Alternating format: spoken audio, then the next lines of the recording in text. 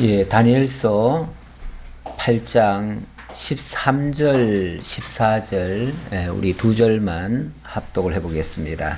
내가 들은즉 한 거룩한 이가 말하더니 다른 거룩한 이가 그 말하는 이야기 묻되 환상에 나타난 바 매일 드리는 제사와 망하게 하는 죄악에 대한 일과 성소와 백성이 내준 바 되며 집합일 일이 어느 때까지 이를꼬 하며 그가 내게 이르되 2300주야까지니 그때의 성소가 정결하게 되리라 하였느니라.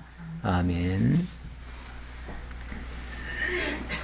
예, 하나님의 성도들에게 뭔가 엄청난 일들이 발생할 것이다. 지금 8장에 들어와서 순양과 순념소 지금 환상을 보여주고 있는데요. 순양은 비교적 좀 순한 모습을 보여줬지요. 그런데 이 순념소는 뭔가 굉장히 아주 커지더니만 현재 한 4뿔이 나고 또 그 중에 작은 뿔 하나가 등장하더니 그것이 10절에 보니까 그것이 하늘 군대에 미칠 만큼 커져서 하나님의 성도들을 핍박하기에 이르렀다 그 얘기죠. 그러더니 그 군대와 별들 중에 몇을 땅에 떨어뜨리고 그것들을 짓밟고 또 스스로 높아져서 군대의 주제를 대적하며 그에게 매일 드리는 제사를 없애버렸고 그의 성소를 헐었으며 무시무시한 일들이 예루살렘 성전을 향해서 발생이 되어질 것이라고 하는 말씀입니다. 그래놓고 그의 악으로 말미암아 백성이 매일 드리는 제사가 넘긴 바 되었고 매일 하나님 앞에 드리던 제사가 넘겨지더라. 다시 말하면 하나님께 드려지는 제사가 하나님께로 안 드려지고 다른 데로 넘어가더라 그 얘기죠. 하나님 대신 다른 신에게 드리는 제사가 등장을 하고 그것이 또 진리를 땅에 던지며 자의로 행하여 형통하였더라. 진리를 아예 땅에다 던져버렸대요. 다시 말하면 하나님에 관한 모든 그 계명이나 율법이나 이런 것들을 다 바꿔버리는 거예요. 바꿔버려서 그것을 아예 땅에다 다 내팽개 쳐버리듯이 이런 식으로 하더라. 어찌 보면 이스라엘 입장에서는 굉장히 큰 심각한 일들이 앞으로 일어날 것이다 라고 하는 어쩌면 좋지 않은 그런 이야기가 다니엘의 환상 가운데 나타났습니다. 그것도 순념소의 나라가 이루어졌을 때 그때 순념소가 나타났다고 해서 바로 되는 건 아니고요. 순념소가 일어나가지고 세계를 정복한 다음에 4뿔이 현저한 4뿔이 일어나고 그 다음에 또 한 뿔이 일어났을 때 이야기예요. 그러니까 그 순념소는 바로 헬라라고 그랬고요. 헬라는 주전 한 300년 경에 일어납니다. 일어나가지고 굉장히 순식간에 불과 한 10여 년 만에 전 세계를 다 장악합니다. 바사 제국이 다스리고 있던 나라들을 다 집어삼켜요. 그러더니 갑자기 나라가 4쪽이 나요. 그래가지고 자기들끼리 싸우더니 4나라로 바뀌어집니다. 그러던 중에 북방왕 셀류쿠스 그 황제가 다스리던 그 왕조에서 한 이상한 친구가 등장을 합니다. 이 사람은 좀 어찌 보면 좀 비천한 사람이라고 그랬어요. 나중에 보면 아주 굉장히 비천한 사람이래요. 그러니까 누가 봐도 왕감은 아닌데 그런데 이 사람이 왕이 되더니 아주 탁월한 역할을 해요. 그래가지고 남쪽에 있는 남방왕을 굉장히 위협하기도 하고 그러다가 심지어는 어디까지 넘보냐 하면은 바로 유대 땅까지 넘보게 되어져요.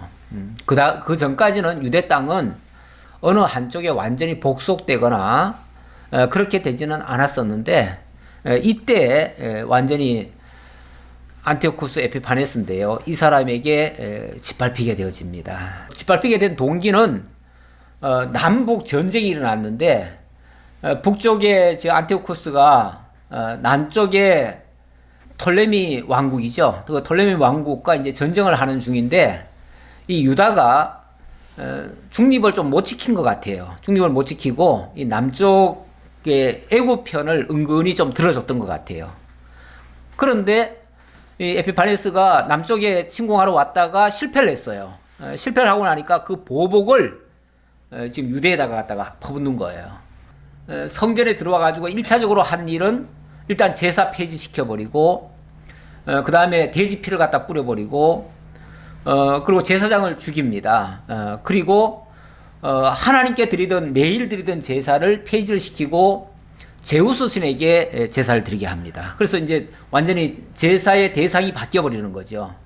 아까 본문에도 그게 이제 바뀐다고 그랬잖아요. 거기서 그치는 것이 아니고 한 7년인가 그렇게 이어집니다.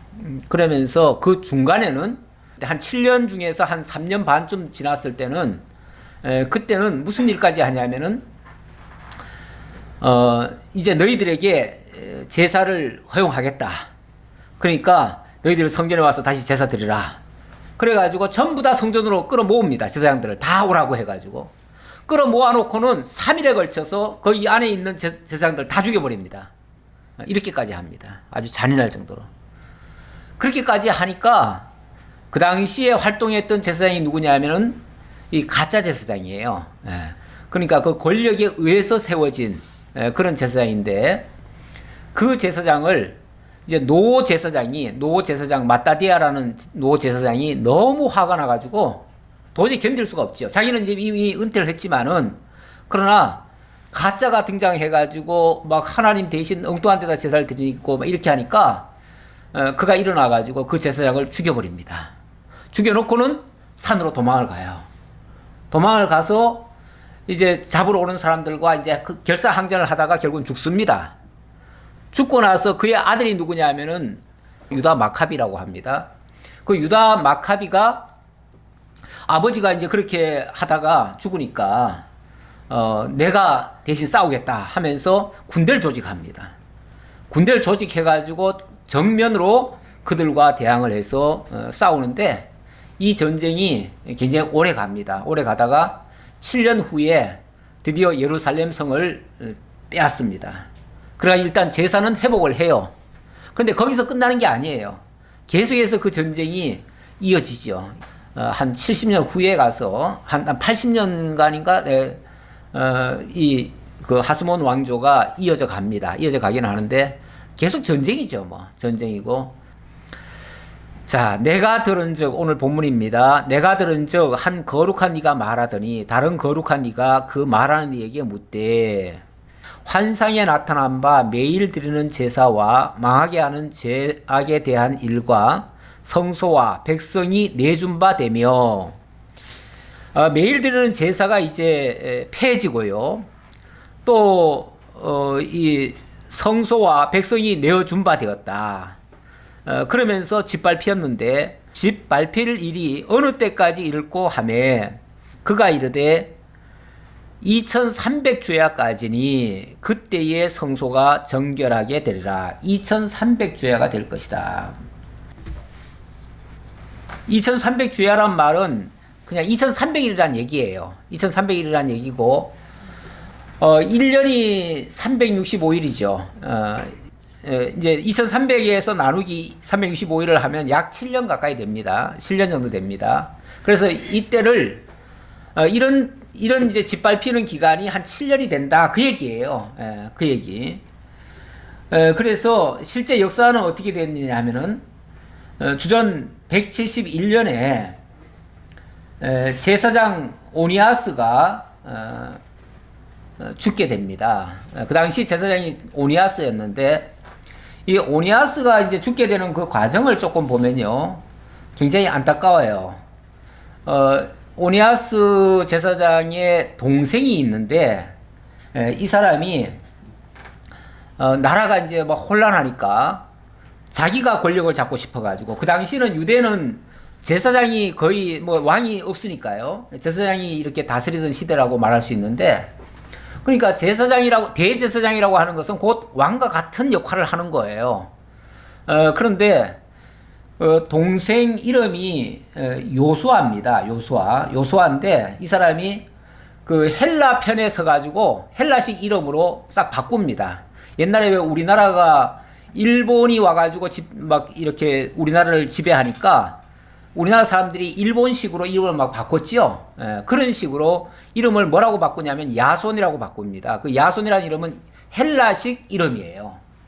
이름을 바꿔놓고 쉽게 말하면 그 왕에게 아부를 하는 거죠. 그 왕에게 아부를 하면서 뇌물도 막 주면서 자기가 이제 쉽게 말하면 대제사장 되게 해달라 그 얘기죠. 그래가지고 뇌물을 줘서 일단 대제사장이 되는 데까지는 성공을 합니다. 그런데 이 사람보다 더 많은 돈을 지불한 사람이 있어요. 메넬라오스라는 사람인데 이 사람이 엄청난 돈을 이 사람은 뭐 사실은 제사장 자격도 없는 사람이에요. 그런데 어쨌든 정치적으로 헬라가 세운 대제사장이 되는 거예요. 그러니까 완전히 가짜 대제사장인 거죠. 이 사람이 엄청난 이제 뇌물을 그 왕에게 바치고 그리고 대제사장이 됩니다. 그러는 바람에 그 대제사장이었던 오니아스와 동생 야손 이 둘이가 한꺼번에 쫓겨나고 쫓겨날 뿐만 아니라 죽임을 당합니다. 그렇게 해서 하루아침에 유대 땅에서는 기름 부음 받은 자가 끝이 나버려요. 쉽게 말하면 계속 대를 이어서 뭐 잘하든 못하든 어쨌든 계속 대를 이어가지고 대제사장이 이어져 왔는데 이때 제사장이 형 동생이 다 죽어버린 거예요. 뭐 자중질환이죠. 어떻게 보면 자중질환을 하다가 결국은 제3의 인물이 와가지고 대제사장이 되면서 죽임을 당합니다. 그런데 이 사람은 이 가짜로 된 이 대제사장은 뭐 엄밀하게 말하면 자기가 지금 하나님 앞에 제사 드리려고 대제사장이 됐습니까? 그게 아니고 정치적인 권력을 획득하기 위해서 그야말로 헬라가 세워놓은 헬라라는 것은 그 당시 이제 셀루쿠스 왕조를 얘기하는 거예요. 북방왕 셀루쿠스 왕조의 안티오코스 에피파네스가 세운 가짜 제사장입니다.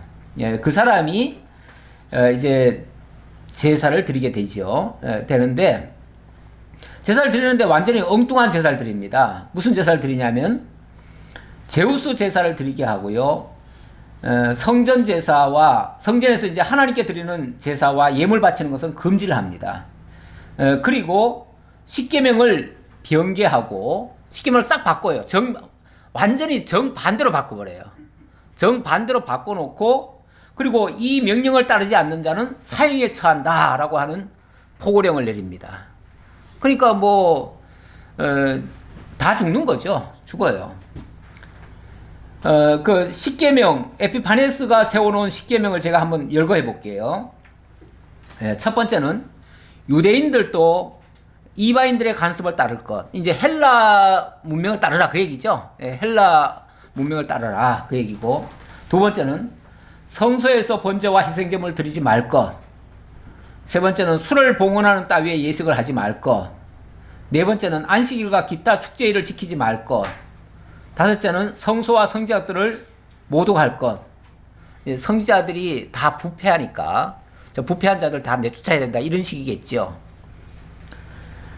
그리고 여섯 번째 이교회 재단과 성전과 신당을 세울 것. 일곱 번째는 돼지와 부정한 동물들을 희생제물로 바칠 것. 여덟 번째는 사내 아이들에게 할례를 주지 말 것. 아홉 번째는 온갖 음란과 모독 행위로 스스로를 더럽힐 것. 열 번째는 율법을 저버리고 모든 규칙을 바꿀 것. 이런 식이에요. 그러니까 완전히 뭐 유대인들로서는 도저히 받아들일 수 없는 이런 법을 만들어 놨어요. 여기 뭐 본문에도 법을 바꿀 것이다 라고 했는데 진리를 땅에 던진다 했는데 완전히 이제 바꿔버린 거예요. 이렇게까지 하는데 정말 정통 유대인들로서는 견딜 수가 없죠. 견딜 수가 없으니까 결국은 저항을 하게 되고 저항이 결국은 그들과의 전쟁이 일어나는 건데 그 전쟁의 선봉장이 아까 제가 말씀드렸던 그 마따디아고요. 그 마따디아의 자식들이 그 대를 이어가면서 항전을 하게 되어집니다. 근데 뭐 그 항전이라는 게 전쟁이 사실은 뭐 게임이 됩니까? 안 되지요. 안 되는데 피를 흘려가면서 계속 싸우는 거예요. 뭐 죽을 때까지 싸우면 아마 한 번 이기겠죠.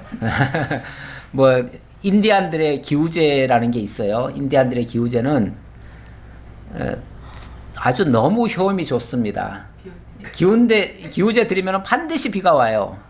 근데 어떻게 해서 그러냐면 비 올 때까지 드리니까요. 비 올 때까지 드리니까 반드시 오지요. 마찬가지로 자관 이길 때까지 싸우다 보면 끝까지 한 사람이 남을 때까지 싸우면은 이길 수 있지요. 그러니까 그만큼 희생이 많이 치러지는 거죠. 희생이 많이 치러지지만 어쨌든 그 목적을 위해서는 쉬지 않고 계속 가는 거죠. 근데 어떻게 보면 이런 어떤 결사적인 항전이 있지 않고는 그들을 이겨낼 방법이 없습니다. 그 월남 전쟁에서 그 호치민이 지금은 국부라고 이제 인정을 받는데 그쪽의 그 전쟁 방법이 그거 아닙니까? 그 전쟁이라는 게 사실은 월남과 월맹이 싸운 게 아니고요. 미국하고 싸운 거예요. 미국하고 그 월맹이 싸웠는데 모든 것이 다 열세죠. 뭐 도저히 그들을 이길 수가 없었습니다. 거기다가 또 세계적으로 이 군대로 말하면요, 굉장히 독한 군대가 우리나라도 그 중에 하나 들어갑니다. 세계적으로 우리나라 군대가 그렇게 만만하지 않습니다. 굉장히 독해요. 그런 군대를 미국에서 보내줬잖아요. 거기다가 미국 월급 줘가면서 거기다 보냈습니다. 그래가지고 우리나라 사람들이 월남에 가서 엄청나게 잔인하게 했다 그러더라고요. 그래서 월남 사람들은 우리를 좋게 안 봤어요, 그동안. 근데 요즘 이제 조금 바뀌어졌죠. 그런데 그렇게 미국을 상대로 전쟁을 했는데 결국 누가 이겼죠? 월맹이 이겼어요. 결국은 미국이 손들고 물러났어요. 이 게릴라전은요, 아무리 현대 그 강력한 무기라 할지라도요, 이기기가 힘듭니다.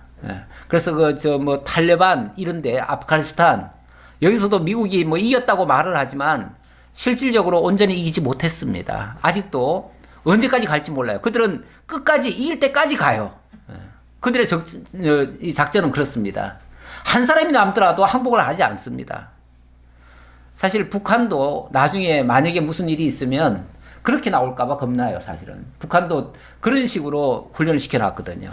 그래가지고, 모든 면에서 우리가 유리하고, 모든 면에서 뭐 우리는 뭐 미국까지 뒤에 있기 때문에, 북한하고 만약 전쟁이 일어나면 우리가 틀림없이 이기죠. 이기는데, 그러나, 그게 언제까지 갈는지 몰라요. 정말 이게 전쟁이라고 하는 건 미리 막아야지, 만약에 일어났다고 하면, 이게 쉽게 끝날 일이 아니에요. 그 게릴라전이라는 것이 무섭습니다. 지금 유대 마카비가 그 게릴라전을 한 거예요. 쉽게 말하면. 그 게릴라전으로 그 당시 세계를 제패했던 그런 나라를 상대로 해서 전쟁에서 승리를 해요. 그래서 결국은 유대 왕국이 다시 세워지거든요. 이런 일이 나중에 발생할 것이다. 언제까지 그렇게 되느냐? 2300조야까지다. 그러니까 2300조야까지는 성소가 짓밟힐 것이다. 그 얘기예요. 짓밟히고 2300조야면은 7년인데 7년 후에는 성전을 회복할 수 있다. 그 얘기예요. 나라가 온전히 회복된다는 건 아니고요. 성전을 회복할 수 있다. 뭐 그들도 그렇게 핍박을 하다가 나중에는 손을 들죠. 이게 종교를 건드려서는 안 되겠다라는 생각이 들지요. 원래 헬라는요, 원래 그 알렉산더 대왕 같은 경우는 유대에 대해서 굉장히 우호적이었습니다. 유대를 그렇게 힘들게 하지 않았어요. 왜 그랬냐면 그 알렉산더 대왕은요, 전쟁을 원래 할 때 이제 막 세계를 막 정복해 들어갔잖아요. 그래서 다른 나라들은 막 다 정복하고 이제 유대로 정복하러 왔는데, 유대에서 대제사장이 하얀 그 세마포 옷을 입잖아요. 그 옷을 입고 그 제사장들을 다 이끌고 나옵니다. 나오면서 하나님을 찬양하면서 알렉산더를 맞이합니다. 맞이할 때에 그때 그 알렉산더에게 뭘 보여주냐면 이 다니엘서를 보여줘요. 이 다니엘서 성경을 보여주면서 읽어줍니다. 읽어주면서 이 서편에서 이렇게 한 왕이 날 것이다. 헬라에서 한 왕이 날 것이다. 근데 그 왕이 이렇게 세계를 정복해 갈 것이다. 라고 하는 그 다니엘서의 예언을 들려줘요. 들려주니까 그 알렉산더가 너무 감동을 해서, 그렇지 않아도 자기가 전쟁하기 전에 뭔가 환상을 봤대요. 환상을 봤는데 그때 뭐 세마포 옷을 입은 사람들이 막 이렇게 있는 모습을 봤대요. 그래가지고 와, 이 전쟁이 그냥 내가 하는 전쟁이 아니라 저들이 믿고 있는 저 하나님이 나에게 이런 걸 줬구나 하고 깨달아가지고 그 자리에서 알렉산더도 무릎을 꿇고 하늘의 하나님께 찬양을 했대요. 그리고 유대인들에게는 일체 간섭을 하지 말고 유대인들이 하는 거는 다 보호를 해주고 일체 그들에게는 타치하지 말아라 하고서 유대에 대해서는 아주 관용 정책을 했다는 거죠. 그러니까 다른 나라는 짓밟을 때 엄청나게 그 뭐 헬라를 시켰어요. 원래 그 알렉산더가 아리스토텔레스의 제자일 거예요 아마. 예. 그러니까 그 사부로 모셨어요. 이제 그런 사람들에게부터 이제 철학을 배웠고 또 자기가 그 헬라 문명을 세계로 이렇게 전파해야 된다고 하는 그 어떤 사명감을 가지고 세계를 정복해 간 거예요. 단순히 땅만 넓히려고 한 게 아니고 정말 우리가 가지고 있는 이 좋은 이 정책이나 이런 것들을 온 세계에 전파하겠다.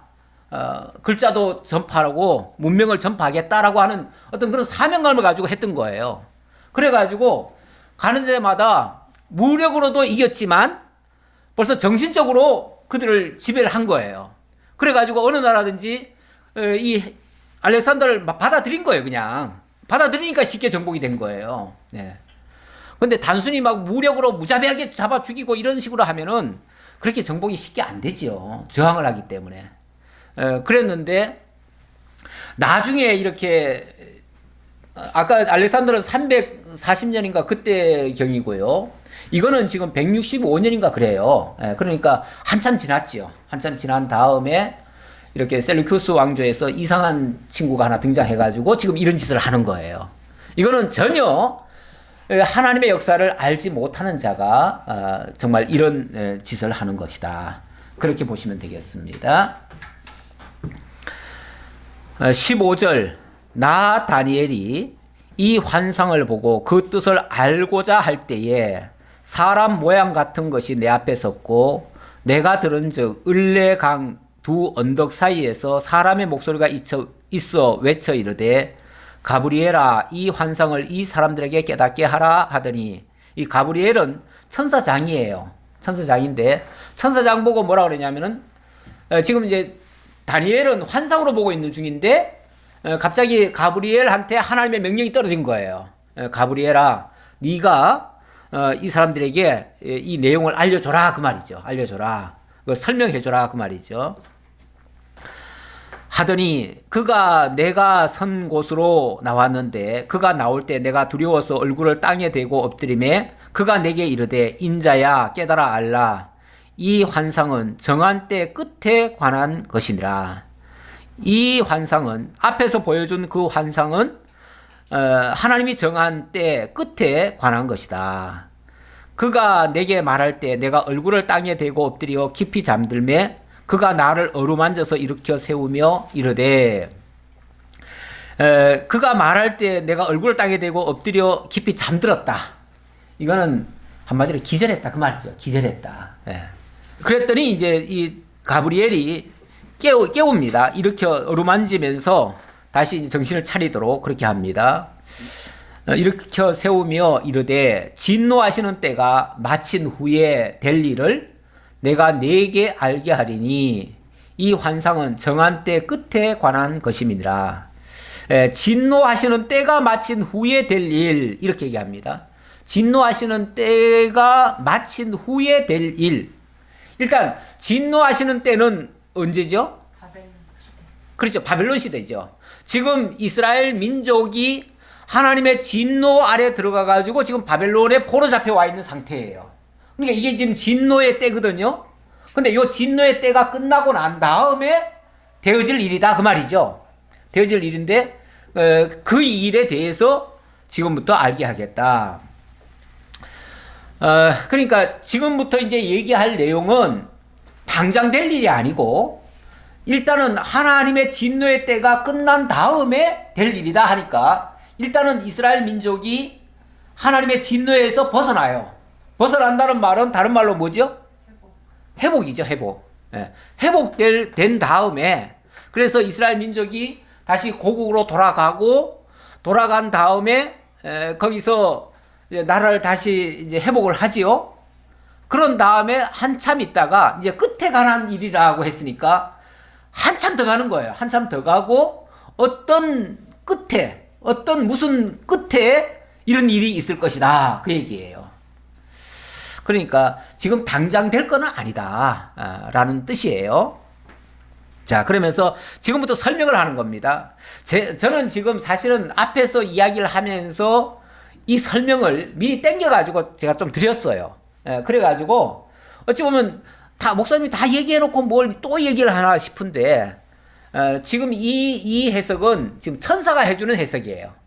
아까 제가 한 말은 역사를 다 종합해가지고 제가 종합적으로 제가 해석을 해드린 거고요. 지금 이 해석은 천사가 해주는 해석이에요. 물론 저도 이걸 반영을 해서 지금 한 말이긴 하지만은 이걸 다 포함해서 한 말이긴 하지만 세상에서 일어난 역사와 이 모든 걸 종합해서 한 말이에요. 그러니까 좀 중복이 되기도 하고 좀 잔소리 같은 소리가 될 수 있어요. 그래도 확인차 여러분들이 다시 들으시면 되겠습니다. 내가 본 바 두 뿔 가진 순양은 곧 메대와 바사 왕들이요. 털이 많은 순념소는 곧 헬라 왕이요. 자, 일단 한번 좀 그려놓고 봅시다. 순양, 순념소. 근데 이 순양은 어디라고 그랬습니까?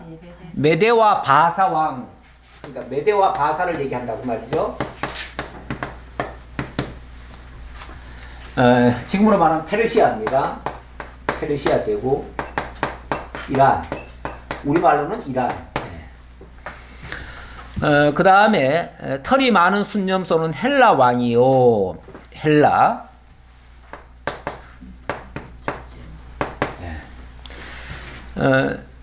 그게 이제 그 마게도냐 반도 전체가 다 헬라라고 얘기할 수 있습니다.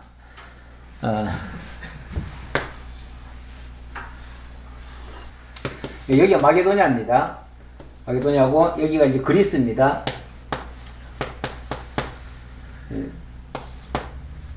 그리스.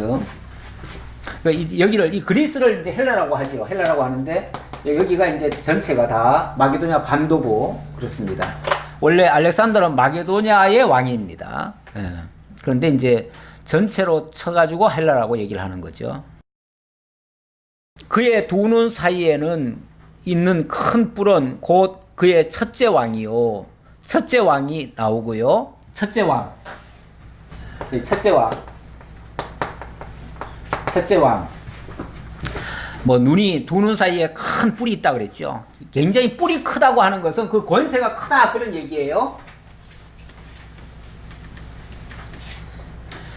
이 사람이 나중에 이제 이름이 밝혀지는데 알렉산더가 되는 거죠. 그리고 이 뿔이 꺾이고 그 대신에 네 뿔이 났은즉 그 나라 가운데서 네 나라가 일어나되 그의 권세만 못하리라. 이 알렉산더가 갑자기 33살에 죽습니다. 나이는 예수님의 나이가 똑같다고 그래요. 20살에 왕이 돼가지고 33살에 죽습니다. 그러니까 불과 뭐 한 14년밖에 못했지요. 그러면서도 세계를 정복했어요. 근데 이 사람이 죽기 전에 유언을 남기기를 누구든지 힘센 자가 이 나라를 차지하라 그랬는데 그 밑에 있던 네 장군이 서로 자기가 크다고 싸우기 시작하지요. 그래가지고 네 뿔이 나옵니다. 이 뿔이 꺾이고 그 대신에 네 뿔이 났다라는 말은 그의 네 뿔, 네 뿔, 이 네 뿔은 카산더, 리시마쿠스, 프톨레미, 셀루쿠스 이렇게 되어집니다. 카산더, 이 카산더. 아까 제가 이 그림을 그렸을 때 이쪽 지역을 카산더가 지배합니다. 그리고 여기는 리시마쿠스,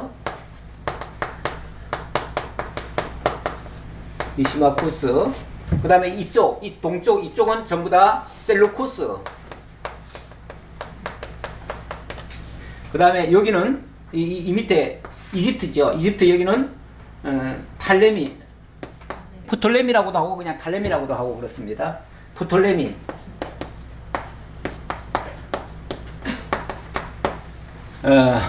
이런 식으로 나라가 네 쪽이 납니다. 이렇게 해서 나라가 나뉘는데 아무래도 나라가 나뉘니까 그 한 나라로 있을 때보다는 힘이 좀 떨어지죠. 그래서 네 나라가 일어나되 그의 권세만은 못하리라 이렇게 얘기를 하고요. 이 네 나라 마지막 때에 반역자들이 가득할 즈음에 한 왕이 일어나리니, 이 나라 마지막 때에, 그러니까 이 나라들이 이것도 이제 무너져요. 무너지고 이 셀루쿠스와 이 프톨레미 이렇게 해가지고 양대 나라로 이제 이게 분리가 돼요. 힘이 이제 모아진다 그 말이죠. 계속 전쟁이 일어나니까 이제 한참이 지나면은 이제 서로 이게 재편이 될 거 아니에요? 재편이 돼가지고 이제 북방왕과 남방왕으로 이렇게 표현이 되는데 그렇게 나뉘어져요. 나뉘어졌다가 그러다가 갑자기 한 왕, 반역자들이 가득할 즈음에 하는 말은 그때쯤 되면요, 초기에 유대에 대한 좋은 감정을 가지고 있던 왕들은 다 없어지고요, 하나님을 전혀 알지 못하는 자들이 다 득세를 하니까 그때 가서는 이제 반역하는 일들이 일어난다 그 말이에요. 그래서 반역자들이 가득할 즈음에 한 왕이 일어나리니 그 얼굴은 뻔뻔하며 속임수에 능하며 그 권세가 강할 것이나 자기의 힘으로 말미암는 것이 아니며, 이렇게 얘기를 하네요. 일단은 한 왕이 등장하는데요. 한 왕. 세 번째는 이제 한 왕입니다. 일부러 하나라고 강조를 합니다. 물론 나라는 이렇게 나뉘어졌지만 그 중에서 아주 독보적인 한 인물이 등장을 한다는 거예요. 그 한 왕이 등장하는데 이 사람은 얼굴이 뻔뻔하며 속임수에 능하대요. 얼굴이 뻔뻔하다. 그 세상에서도 그런 사람들 가끔은 보잖아요. 정치 지도자들 가운데서도 참 뻔뻔하신 분들이 가끔씩은 보여요. 어느 나라를 얘기하는 게 아니라 뭐 세계에는 그런 사람들이 제법 있어요. 뭐 북한의 김정은도 정말 참 어떻게 보면은 어떻게 저런 사람이 계속 저렇게 저런 자리에 계속 있을 수 있을까? 참 뻔뻔하다. 백성들을 지도하는 모습을 보면 정말 뻔뻔하다. 이런 생각이 들 때가 있어요. 있는데 지금 이 왕이 그렇다는 거예요. 그런데 이런 사람일수록요, 또 속임수에 능해요. 다시 말하면은 목적을 위해서라면 수단 방법 안 가리는 자들이죠. 지금도 수단 방법 안 가리는 그런 세계의 지도자들이 세계를 지배하려고 하고 있어요. 그런 모습들을 많이 보이고 있어요.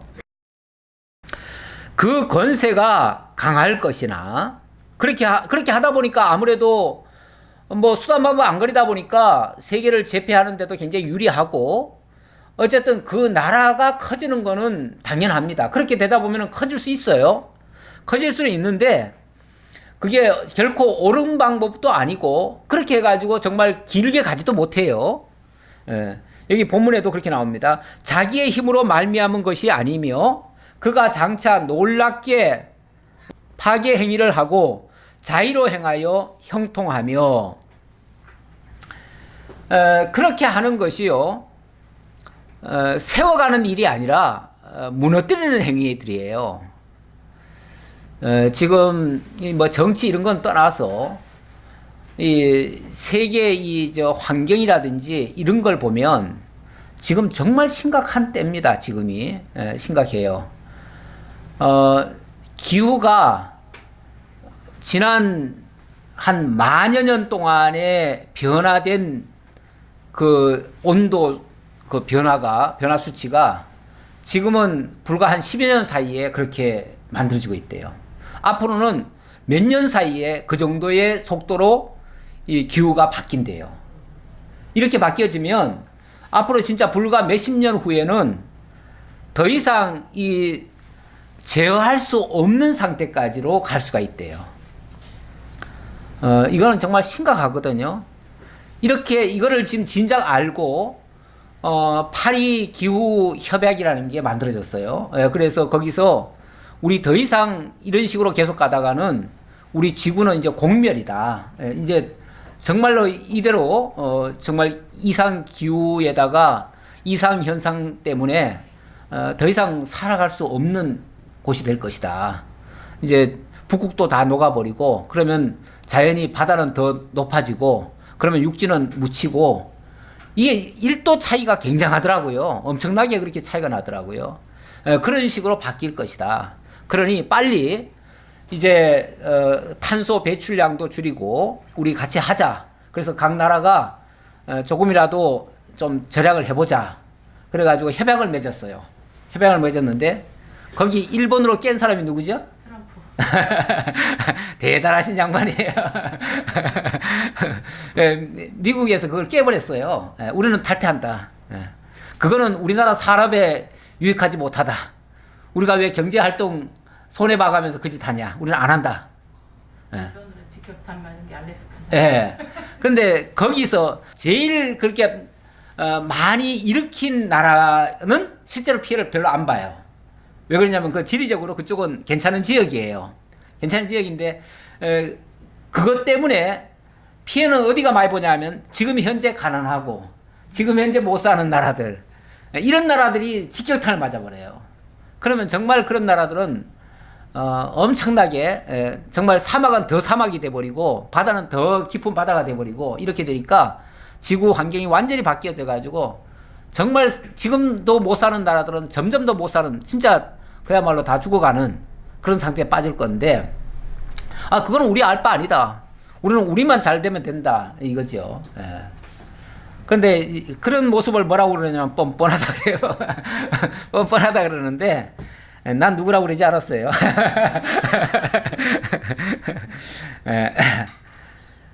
그런데 어쨌든 이 세상에서는 뭐 우선 뭐 나중에는 어떻게 됐든 간에 지금만 잘 되면 된다라고 생각하는 사람들이 꽤 많습니다. 나중에야 뭐 망하든지 말든지 그건 우리 알 바 아니고 미래 세대들은 뭐 고통을 당하든지 말든지 우리는 알 바 아니고 지금 현재 잘 되면 된다. 지금 현재 내가 인기 얻으면 되고 지금 현재 우리가 경제적으로 잘 살면 된다. 이렇게만 생각하는 사람들이 꽤 많아요. 다 자기 발등을 찍는 거죠. 원래 그 사자성어가 발표가 됐는데 그 사자성어가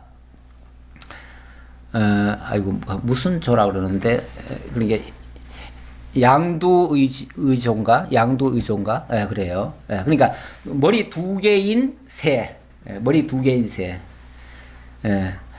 하나는 먹는 것에 너무 탐하고 있어요. 그리고 또 한 머리는 이거는 그 꼴이 보기 싫어요. 그래가지고 저놈을 죽여야 되겠다 해가지고 그놈에게 독약을 먹였어요. 그랬더니 그놈이 죽으면서 자기도 죽었어요. 한 머리에 이게 두 머리가 그러니까 각각의 생각을 가지고 있으면은 결국 싸우게 되고 싸우면은 같이 다 죽는 거다. 이제 그런 뜻이죠. 우리나라가 굉장히 이제 양극화가 되고 양극화라기보다도 뭐 의견들이 많이 나뉘기도 하고 이렇게 서로 상대방을 죽여야만 내가 산다고 생각하는 이런 생각들 때문에 지금 엄청나게 싸우고 있잖아요. 예, 그런 것들 때문에 아마 그 얘기가 나온 것 같아요. 사실 이게 결국은 자기 죽는 일인데 그렇게 하는 모습입니다. 그 권세가 강할 것이나 자기 힘으로 말미암은 것이 아니며 그가 장차 놀랍게 파괴 행위를 하고 파괴 행위를 한다. 자기만 망할 짓을 하는 게 아니고요. 남 죽이고 이런 식으로 하는 일. 그리고 자의로 행하여 형통하며 강한 자들과 거룩한 백성을 멸하리라. 이스라엘 민족, 거룩한 민족이죠. 그 거룩한 백성을 멸하려고 하는 이런 작전까지 쓰는 거예요. 아까 그 속임수에 능하다 그랬는데 제가 아까 그 얘기까지 했잖아요. 세상들을 아주 일망타진시키려고 다 끌어모아다가 한꺼번에 성전에 집어넣어놓고 차례대로 죽여버리는 이런 짓까지. 옛날에 히틀러가 그런 짓을 했잖아요. 히틀러가 유대인들 다 뭐 주겠다 하면서 한쪽으로 다 몰아놓고 그래 그냥 안에다 집어넣고 가스로 죽였나요? 우리나라도 그랬죠. 우리나라 제합리 교회에 그 마을 사람들을 전부 다 예수 믿는 사람들 다 교회로 불러가지고 교회 안으로 넣어놓고 밖에서 문을 걸어 잠갔지요. 그리고 그 안에 불 질러가지고 다 죽여버렸죠. 그래가지고 그 마을 사람들 몽땅 다 죽였잖아요. 일본 사람들이 그렇게 했어요. 아주 잔인한 모습, 이 속임수에 능한 모습, 수단 방법 안 가리는 모습. 이게 지금 그때의 이 한 왕에 의해서 일어날 일들이다 그 얘기예요.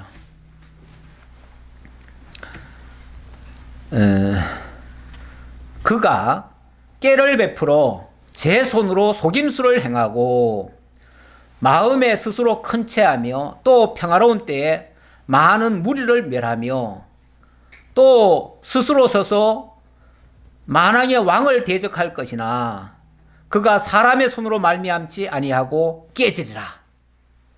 사람의 손으로 말미암지 아니하고 깨지리라.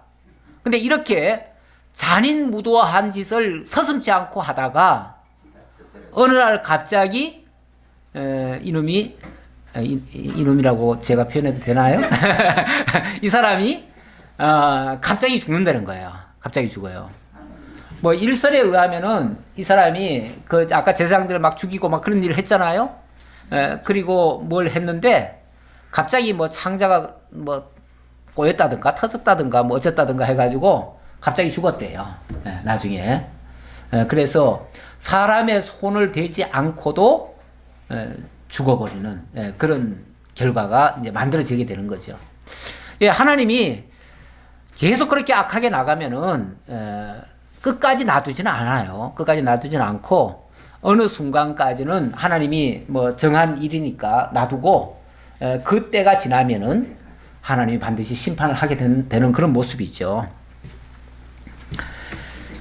이미 말한 바 주야에 대한 환상은 주야 이제 매일 그 2300주야 얘기하는 거죠. 2300주야에 대한 환상은 확실하니 너는 그 환상을 간직하라.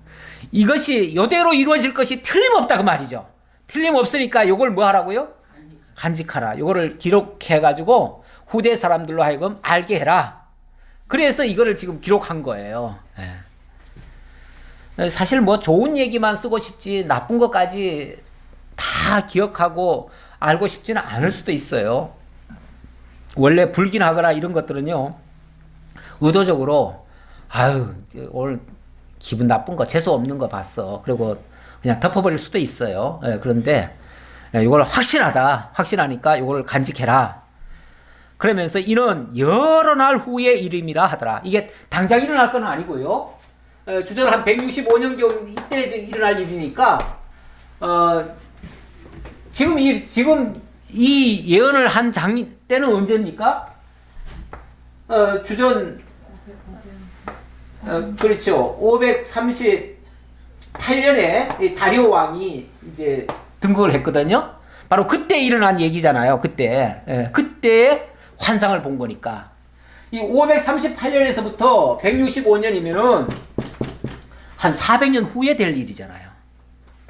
그러니까 까마득한 먼 미래에 되어질 일이니까 이게 사실은 사람들한테 다 잊혀질 수도 있어요. 만약에 기록으로 안 남겨놓으면 만약 구전으로는 다 잊혀져요.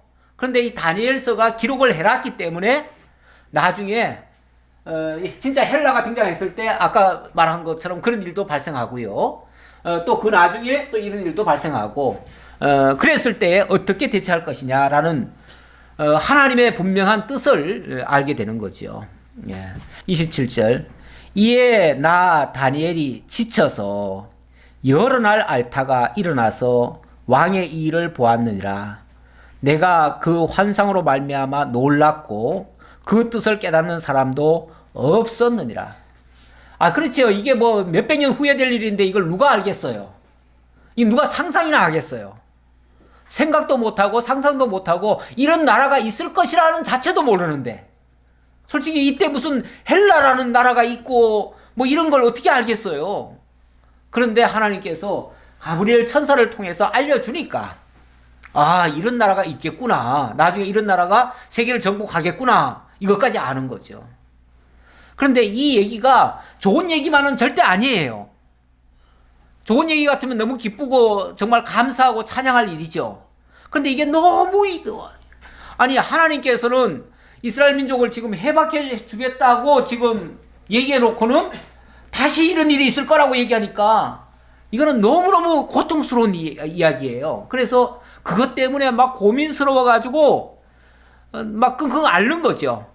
끙끙 앓았어요. 그래서 이 다니엘이 그것 때문에 지쳐가지고 여러 날 앓았다 그러잖아. 여러 날 앓았다. 완전히 몸져 누운 거예요. 그랬다가 겨우 일어나가지고 왕의 일을 돌보았다. 왕의 신하로서 마땅히 왕의 이 엄중한 일을 지금 감당을 해내야 되는데 너무 큰 충격을 받아가지고 정말 진물을 못 볼 정도의 그런 상황이었다. 그런 얘기예요. 자, 그리고 9장으로 넘어갑니다.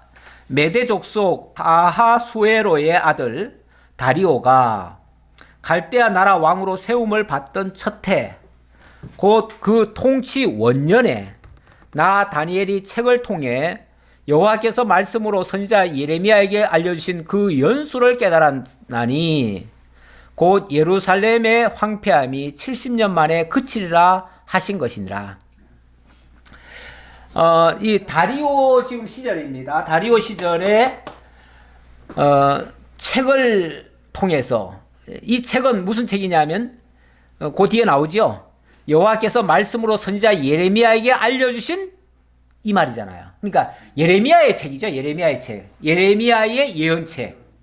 예레미야의 예언책은 이스라엘 민족이 유대 민족이 아직까지 패망을 당하기 전에 기록한 책이에요. 근데 그것이 이 다니엘이 지금 거기서 올 때 아마 그 얘기를 그 책을 가지고 왔는지 어쨌는지 자관 이 왕족이다 보니까 그런 책이 전달이 된 것 같아요. 원래 그 다니엘이 그 책을 써가지고 왕족들에게 준 거거든요. 그 시드기야 그 당시에 왕에게도 주었고 이런 식으로 했는데 시드기야 왕은 그 보지도 않고 그냥 다 잘라가지고 그냥 불에다 불태워버렸잖아요. 근데 그 사독이 다시 그걸 필사를 했습니다. 필사를 해가지고 아마 전달해 줄 사람들에게 다 전달했겠죠. 근데 어쨌든 이게 나중에 이 다니엘이 이 책을 비로소 깨달았다는 거예요. 근데 아마 책은 진작 받았을 텐데 도대체 그게 무슨 말인지를 몰랐을 거예요. 몰랐는데 이제 때가 되니까 그게 무슨 뜻인지 알게 됐다 그 얘기죠. 그 내용은 그 연수는 곧 예루살렘의 황폐함이 70년 만에 그치리라 하신 것이니라. 70년 만에 그치는 일이다 그 말이에요. 그치는 일. 제가 한번 잠깐 제가 표를 한번 좀 그려볼게요.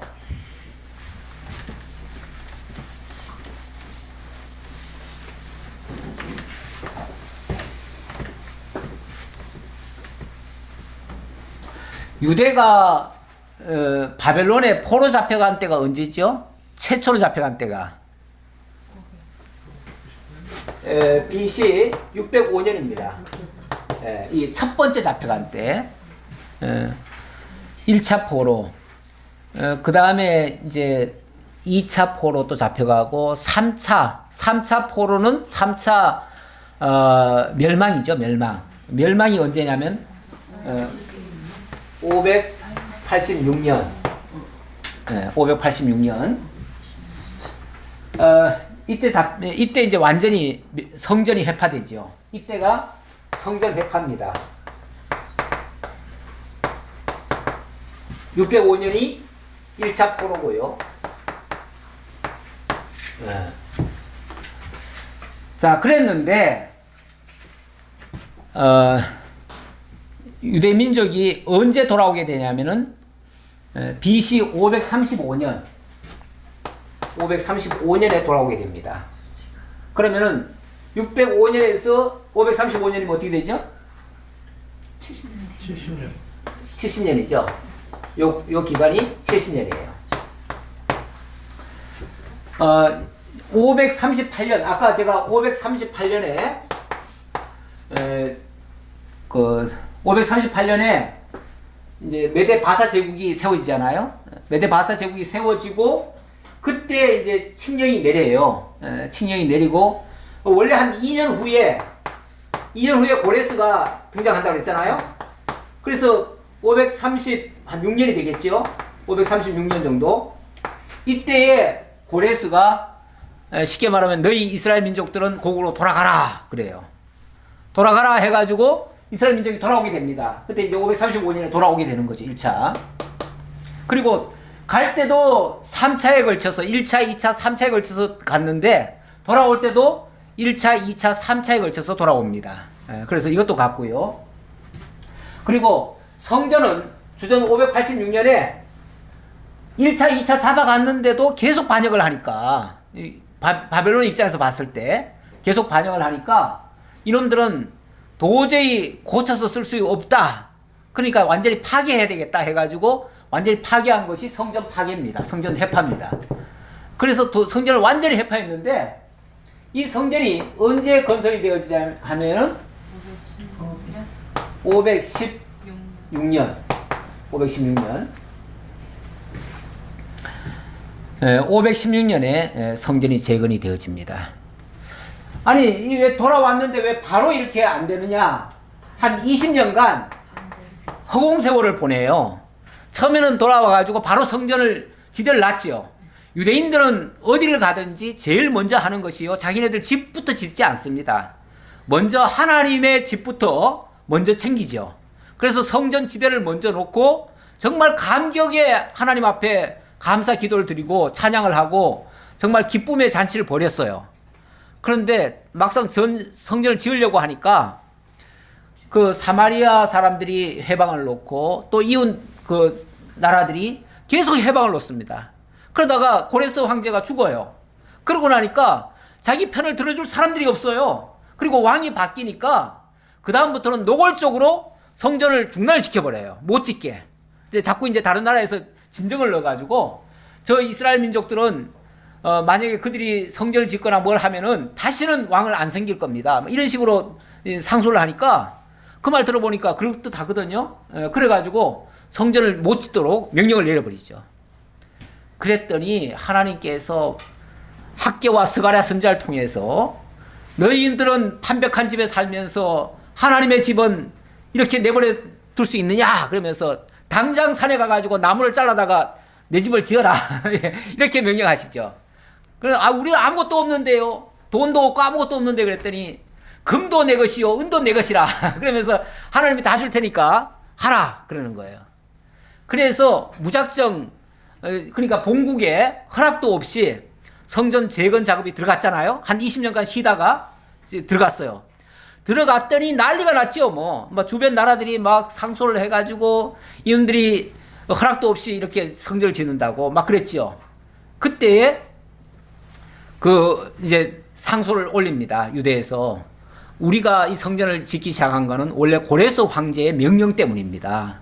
고레스 황제가 이렇게 명령을 해가지고 우리가 지은 건데 저렇게 해방꾼들이 자꾸만 방해를 놔가지고 우리가 못한 것 뿐이지 이제라도 그 명령대로 해야 됩니다 라고 했더니 그 사실을 확인해 보십시오 했더니 그 왕이 이제 그걸 찾아보잖아요. 아닥사스다 왕인가요? 예, 찾아보잖아요. 예? 다리오? 다리오 왕. 예. 예. 다리오 왕 이제 성전에서 그걸 막 찾아. 예, 이 다리오가 아니고요. 다른 다리오예요. 예. 그래서 그걸 이제 찾아봤어요. 찾아봤더니 실제로 고레스 황제의 명령이 있는 거예요. 그래가지고 너희들이 지금까지 왜 이 명령대로 집행 안 했느냐? 너희 주변 나라들은 전부 다 나한테 보낼 세금을 전부 다 유대로 보내라. 그래가지고 진짜 금도 은도 전부 다 그쪽으로 다 보내는 거예요. 곡물까지. 그들은 성전 외에 다른 거 안 해도 괜찮다. 다 먹을 것까지 다 대줘라. 이래가지고 순식간에 성전이 지었잖아요. 그래가지고 정말 20년 동안 허공세월 보내고 그리고 지어졌는데 그게 정확하게 성전 해파 때부터 70년을 채운 거예요. 그러니까 우리 하나님이 얼마나 정교한지 몰라요. 예. 가끔씩 이렇게 회방 놓는 것도요. 하나님의 뜻을 맞추려고 하나님의 뜻을 이루려고 역사하는 일들이에요. 그러니까 세상에 우연한 건 없고요. 해방꾼들도 때로는 필요한 거예요. 하나님의 영광을 드러내는데 꼭 필요한 거예요. 예. 그러니까 우리가 그런 것들 때문에 원망할 게 아니에요. 환경 탓할 게 아니에요. 그 환경이 오히려 하나님의 영광을 드러낼 일들이죠. 이렇게 해서 놀랍게 하나님이 이 예레미야에게 알려주신 대로 그 70년이 그치리라 하시더니만 정말 그쳤어요. 그치게 된다는 거죠. 아직은 이걸 이제 그렇게 깨달았다는 거지. 그래서 이제 조금 있으면은 하나님이 해방해 주시겠구나라는 걸 알았다는 거죠. 알았다는 거지. 아직 이루어진 건 아니에요. 그런데 3절에 보니까 내가 금식하며 베옷을 입고 죄를 덮어쓰고 주 하나님께 기도하며 간구하기를 결심하고 갑자기 이 다니엘이 하나님 앞에 아주 작정 기도를 했어요. 작정 기도를 합니다. 작정 기도를 하는데 무엇 때문일까요? 결심하고 내 하나님 여호와께 기도하며 자복하여 이르기를 크시고 두려워할 주 하나님 주를 사랑하고 주의 계명을 지키는 자를 위하여 언약을 지키시고 그에게 인자를 베푸시는 이시요.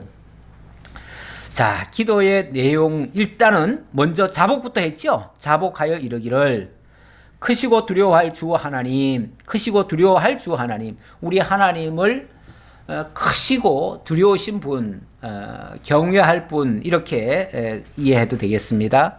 그러면서 주를 사랑하고 주의 계명을 지키는 자를 위하여 언약을 지키시고 우리 하나님이 하시는 모든 일은 언약을 지키시는 일들이에요. 그런 것을 지금 찬양하는 내용이죠. 그러면서 그에게 인자를 베푸시는 이시요. 언약을 지키시기 위해서 인자를 베푸시는 거다 그 말이죠. 우리 주님. 그런데 이 다니엘이 지금 갑자기 금식 기도를 하는 이유는요. 자, 하나님께서는 분명히 70년 만에 다시 회복해 준다는 사실을 깨달았어요. 깨달았는데 70년 만에 회복이 되면 그 회복된 채로 끝까지 가야 될 거 아니에요. 그런데 얼마 후에 가면은 또 뭐가 된다고요? 다시 이민족이 이방인에게 짓밟힌다는 거예요. 그걸 먼저 알았잖아요. 그걸 아니까 아니 해방이 되면 뭐해요?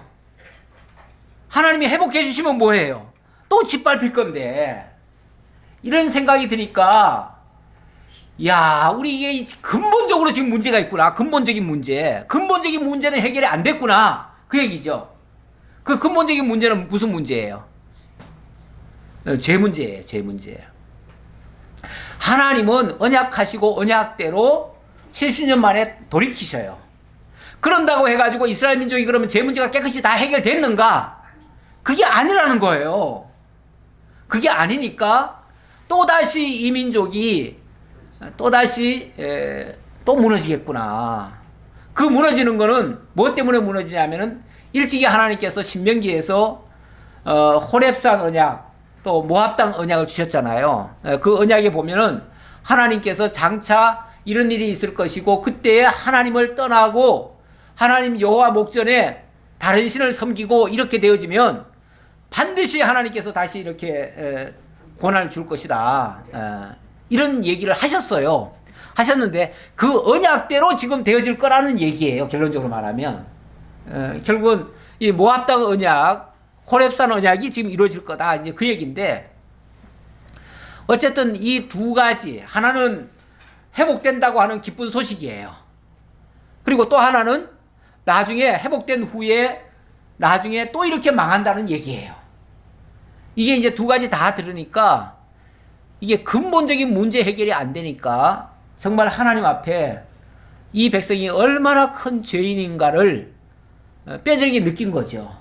그래서 민족을 어찌 보면은 구원할 그런 마음에서 금식 기도를 작정을 한 거예요.